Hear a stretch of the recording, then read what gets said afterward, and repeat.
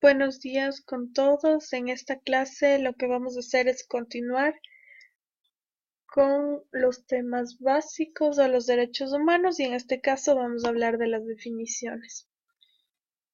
Esto es lo último que habíamos revisado la clase pasada acerca del Mayflower, acerca de ciertos temas básicos alcanzados, normas de gobierno, normas penales, cómo funcionaban las cosas en los Estados Unidos. Y obviamente la primera declaración a nivel mundial que se refería a temas de derechos humanos. Bueno, vamos a empezar con las definiciones. El tema es que no existe una definición que sea universalmente aceptada en lo que se refiere a derechos humanos. Entonces han existido largos debates en lo que tiene que ver con las dos palabras, ¿no? Derechos y derechos humanos. Derechos y derechos humanos, como les digo. Entonces, en el siglo XVII, antes de hablar de derechos, se hablaba más bien de deberes. Y eran deberes con el señor, dueño de las tierras, deberes con el rey, deberes con la iglesia, deberes con Dios. Y de lo que se hablaba más bien eran de los derechos de los gobernantes, ellos los gobernantes sí tenían derechos, y los de los deberes eran los gobernados.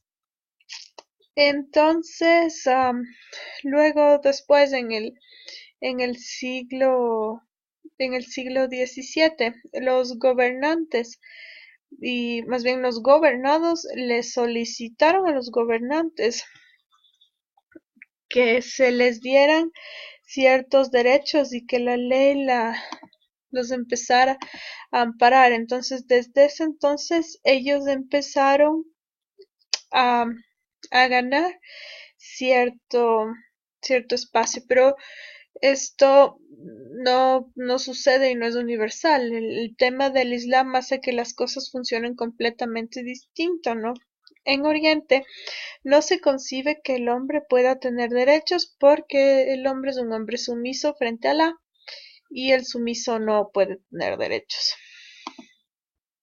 Otro, otro problema en este tema de la definición ha sido el término humanos, porque se supone que los derechos se refieren a los derechos de los seres humanos.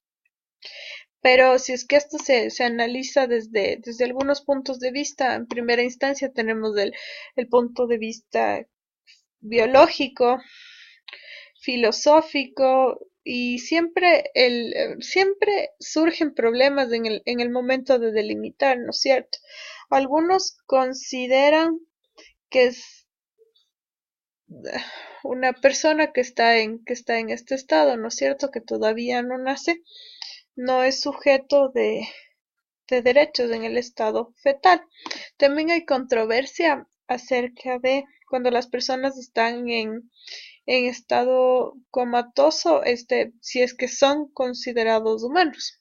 Y frente a este tipo de estados todavía no hay, de los seres humanos todavía no hay un acuerdo de si la eutanasia es un crimen o no. Y bueno, muchos consideran que en lugar de derechos del hombre, debemos decirles, no, que en lugar de derechos humanos, perdón, me confundí, debemos decirles derechos del hombre. Entonces eso básicamente es la, la discusión y en realidad este se ha constituido en un debate interminable que no tiene ningún consenso. Entonces, en términos generales, lo que les expuse anteriormente nos deja ver que la opinión pública tiene una gran indefinición sobre lo que son los derechos humanos. Y bueno, hay un montón de cosas que están vinculadas a los derechos humanos y ciertamente vivimos en una era donde los derechos humanos se han hecho muy populares, como le pongo acá, ¿no? Vivimos en una era donde los derechos humanos son populares, pero ciertamente eso ha hecho también que se les trivialice y se vuelvan algo obvio. Entonces, esto, lo bueno es que hace conciencia, ¿no? Que muchos ciudadanos en el mundo, todos ellos entienden que tienen derechos y que pueden exigirlos. Sin embargo, ¿por qué los pueden exigir? O quizás cuál es el motivo ideológico detrás que está de estos derechos es algo que no siempre puede ser explicado.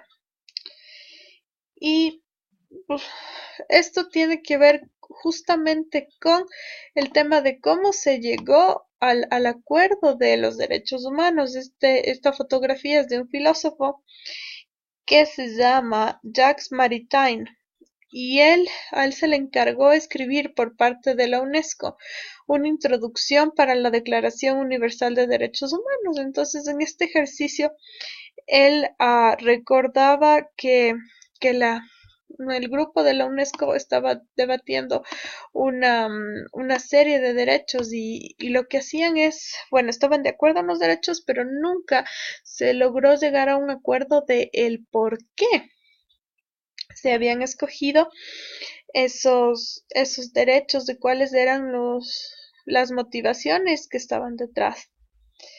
Eh, exacto, entonces lo que a él le habían contestado los delegados de la UNESCO es, todos están de acuerdo, pero la única condición es que no les preguntaran el por qué, porque ahí empezaban los problemas.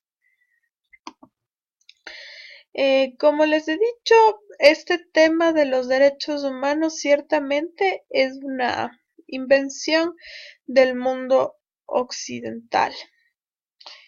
Y desde esta construcción del mundo occidental se reconocen ciertos atributos a la condición humana.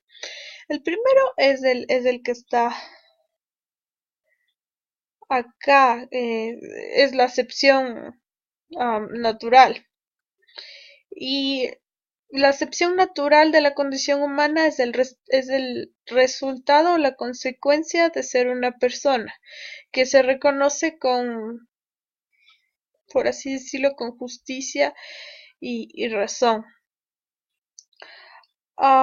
Luego está la facultad de hacer o exigir todo aquello que la ley establezca a favor del dueño de una cosa o el conjunto de preceptos y reglas que son sometidas a las razones humanas en toda sociedad civil. Y ciertamente se reconoce al ser humano como un ser con justicia y con razón, y estos son como los atributos que se unen a la condición humana desde la concepción de los derechos humanos del mundo occidental, que es de lo que hemos estado hablando.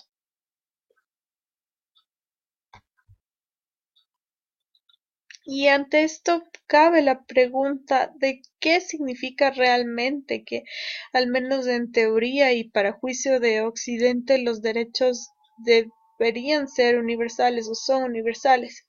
Esto quiere decir que todo el orden social debe descansar en estos atributos de la condición humana, reconocerlos, los que se mencionó, sin distinción o condición alguna.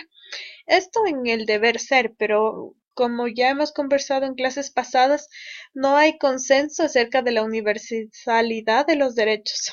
Y Occidente siempre ha tenido un abordaje de los derechos humanos bastante selectivo. ¿Qué quiere decir esto? Que al fin y al cabo, esto de respetar los derechos humanos tiene que ver con alinearse o no alinearse con Occidente y se maneja un discurso que solamente reconoce como legítimo lo que proviene de Occidente, pero no lo que proviene de Oriente. Entonces eso ciertamente ha generado problemas también en lo que tiene que ver con derechos humanos. Bueno, ahora vamos a ver, esto está mal. Ahora vamos a abordar un poco de lo que tiene que ver con un autor analista de los temas de derechos humanos. Su nombre es William Talbot y él habla de la universalidad de los derechos humanos, algo de lo que hemos estado conversando. Y él escribe el libro que se llama Which Rights Should Be Universal?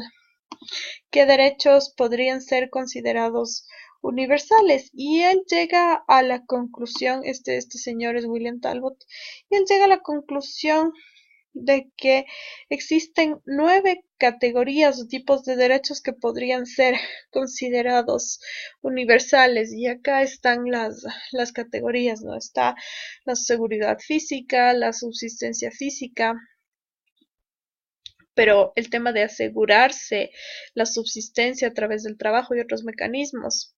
Está el derecho para el desarrollo físico y emocional de los niños, el derecho a la educación, a la libertad de prensa, que acá está mal escrito, pensamiento y expresión, a la libertad de pensamiento y expresión también, la libertad de asociación y autonomía personal, y la libertad de participar en todos los procesos políticos y democráticos del lugar a donde se pertenece esa persona.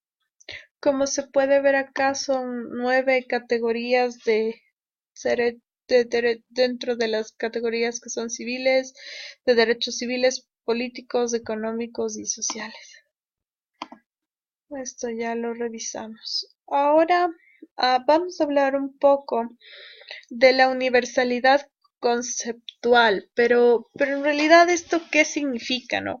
El tener una universalidad conceptual en referencia a los derechos humanos no significa homogeneidad cultural para reconocerlos.